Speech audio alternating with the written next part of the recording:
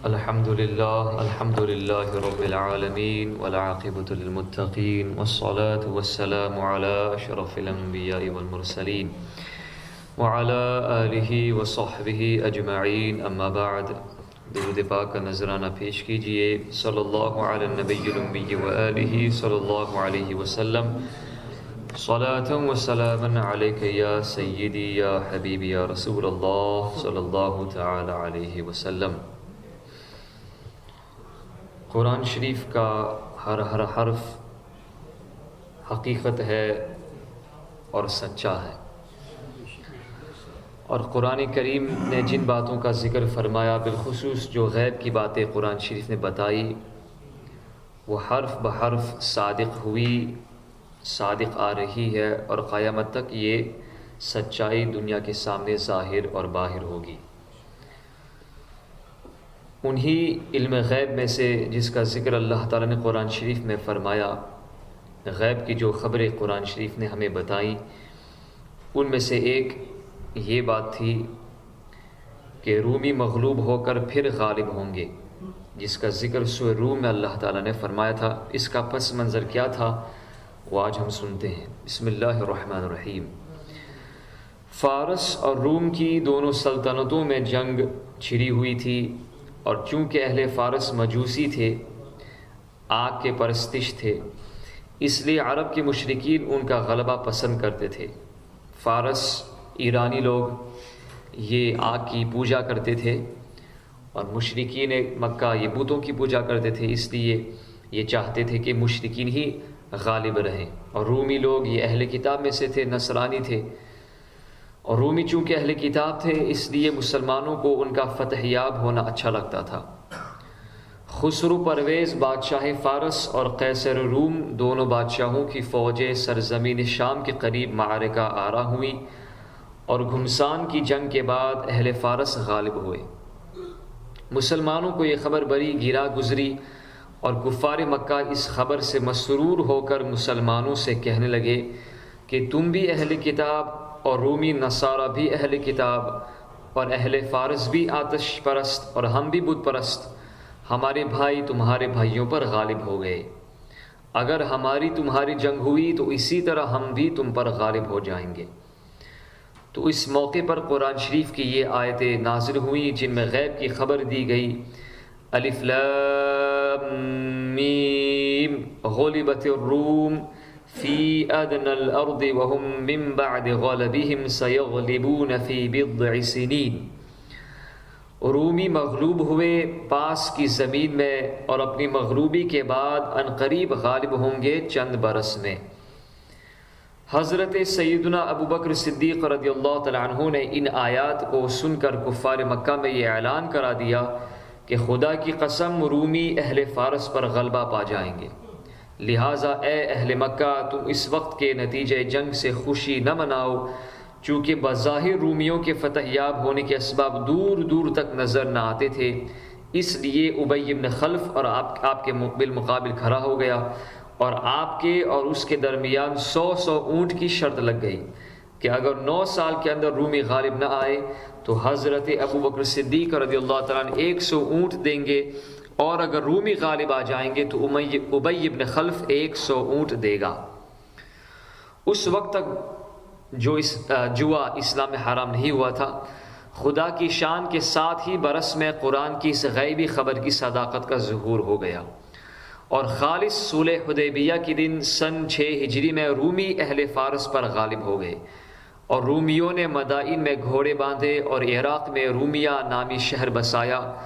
اور حضرت ابو بکر صدیق رضی اللہ تعالیٰ عنہ نے شرط کے 100 اونٹ ابی بن خلف کی اولاد سے وصول کر لیے، کیونکہ وہ اس درمیان میں مر چکا تھا۔ نبی کریم صلی اللہ علیہ وسلم نے حضرت ابو بکر صدیق رضی اللہ تعالیٰ عنہ کو حکم دیا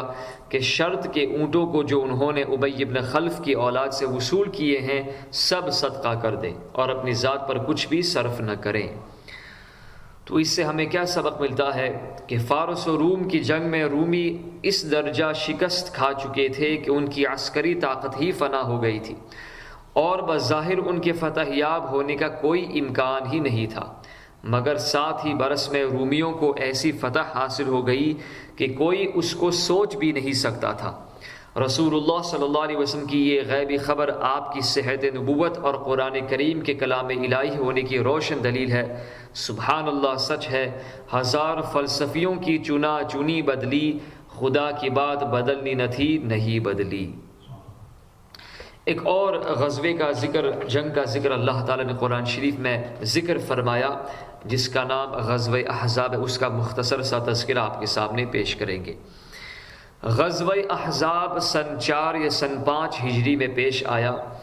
اس جنگ کا دوسرا نام غزوہ خندق بھی ہے۔ جب بنو نضیر کے یہودیوں کو جلا وطن کر دیا گیا تو یہودیوں کے سرداروں نے مکہ جا کر کفار مکہ کو نبی کریم صلی اللہ علیہ وسلم کے ساتھ جنگ کرنے کی ترغیب دلائی اور وعدہ کیا کہ ہم تمہارا ساتھ دیں گے۔ چنانچہ ان یہودیوں نے کثیر تعداد میں ہتھیار اور رقم دے کر کفار مکہ کو مدینے پر حملہ کرنے پر ابھار دیا، اور ابو سفیان نے مشرکین و یہودیوں کی بہت سے قبائل کو جمع کر کے ایک عظیم فوج کے ساتھ مدینے پر دھاوا بول کر حملہ کر دیا۔ مکے سے قبیلے خزاعہ کے چند لوگوں نے حضور نبی کریم صلی اللہ علیہ وسلم کو کفار کی ان تیاریوں کی اطلاع دے دی تو آپ نے حضرت سلمان فارسی رضی اللہ تعالیٰ عنہ کے مشورے سے مدینے کے گرد ایک خندق ٹرنچ کھدوانی شروع کر دی۔ اس خندق کو کھودنے میں مسلمانوں کے ساتھ خود رحمت عالم صلی اللہ علیہ وسلم نے بھی کام کیا۔ مسلمان خندق کھود کر فارغ ہی ہوئے تھے کہ مشرکین ایک لشکر جرار لے کر ٹوٹ پڑے اور مدینہ طیبہ پر حلہ بول دیا، اور 3 طرف سے کافروں کا لشکر اس زور و شور کے ساتھ امنڈ پڑا کہ شہر مدینہ کی فضاؤں میں ہر طرف گرد و غبار کا طوفان اٹھ گیا۔ اس خوفناک چڑھائی اور لشکر کفار کی معرکہ آرائی کا نقشہ قرآن کی زبان سے سنیے۔ اذ جاءوکم من فوقکم ومن اسفل منکم وَإِذْ زَاغَتِ الْأَبْصَارُ وَبَلَغَتِ الْقُلُوبُ الْحَنَاجِرَ وَتَظُنُّونَ بِاللَّهِ الظُّنُونَ هُنَالِكَ ابْتُلِيَ الْمُؤْمِنُونَ وَزُلْزِلُوا زِلْزَالًا شَدِيدًا۔ جب کافر تم پر آئے تمہارے اوپر سے اور تمہارے نیچے سے، اور جب کہ ٹھٹک کر رہ گئیں نگاہیں اور دل گلوں کے پاس آ گئے، اور تم اللہ پر طرح طرح کے گمان کرنے لگے امید و یاس کے، وہ جگہ تھی کہ مسلمانوں کی جانچ ہوئی اور خوب سختی سے جھنجھوڑے گئے۔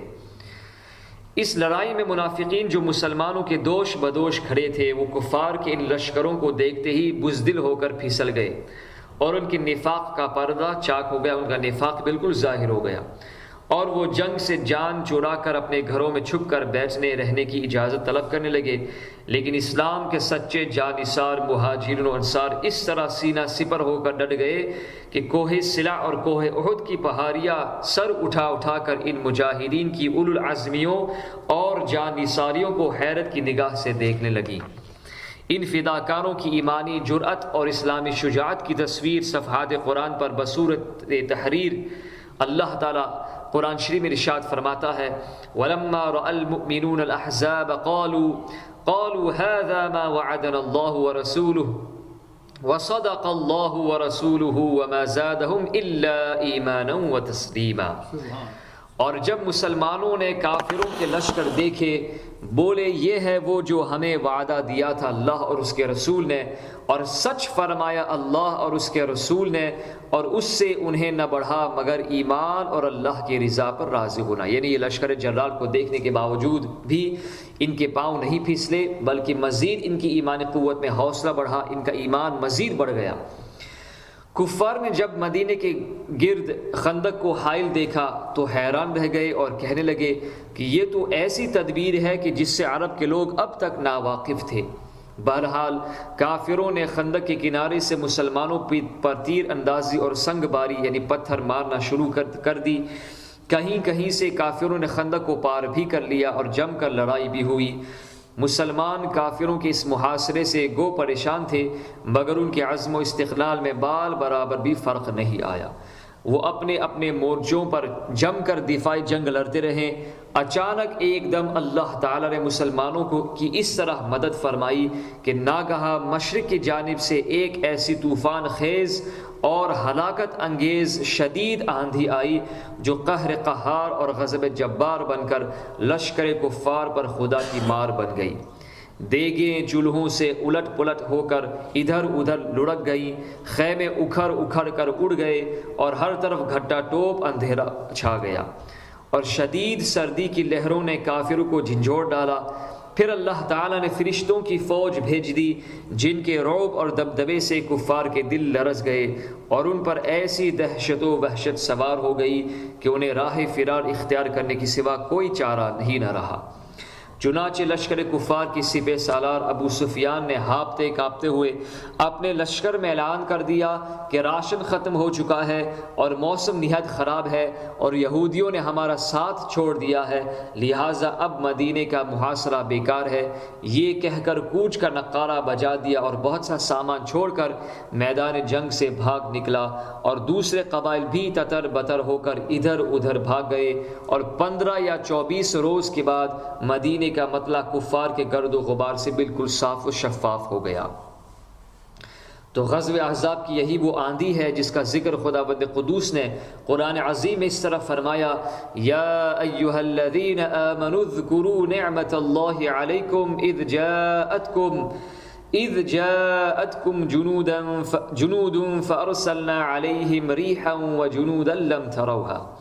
اے ایمان والو، اللہ کا احسان اپنے اوپر یاد کرو، جب تم پر کچھ لشکر آئے تو ہم نے ان پر آندھی اور وہ لشکر بھیجے جو تمہیں نظر نہ آئے۔ اس پورے واقعے سے ہمیں کیا سبق ملتا ہے؟ تو اس جنگ سے ہمیں یہ سبق ملتا ہے کہ جب کفار کا مقابلہ جنگ میں ہو تو مسلمانوں کو کسی حال میں بھی ہرگز مایوس نہیں ہونا چاہیے، اور یہ یقین رکھ کر مقابلہ پر ڈٹے رہنا چاہیے کہ ضرور نصرت خداوندی اور امداد غیبی مسلمانوں کی مدد کرے گی۔ بس شرط یہ ہے کہ اخلاص نیت کے ساتھ مسلمان ثابت قدم رہیں اور صبر و استقلال کے ساتھ میدان جنگ میں ڈٹے رہیں۔ چنانچہ جنگ بدر و جنگ احد و جنگ احزاب وغیرہ کفر و اسلام کی لڑائیوں میں یہ منظر نظر آیا کہ انتہائی مشکل حالات میں بھی جب مسلمان ثابت قدم رہے تو غیب سے نصرت خداوندی عز و جل اور امداد غیبی نے اس طرح جلوہ دکھایا کہ دم زدن میں جنگ کا پانسا پلٹ گیا اور مسلمانوں کو فتح مبین حاصل ہو گئی، اور کفار باوجود اپنی کثرت و شوکت کے شکست کھا کر بھاگ نکلے۔ آج بھی اگر مسلمانوں کے اندر حرارت ایمانی ہو تو اللہ تعالیٰ ضرور ہماری مدد فرمائے گا۔ اللہ تعالیٰ ہم سب کو اس پر عمل کرنے کی توفیق عطا فرمائے۔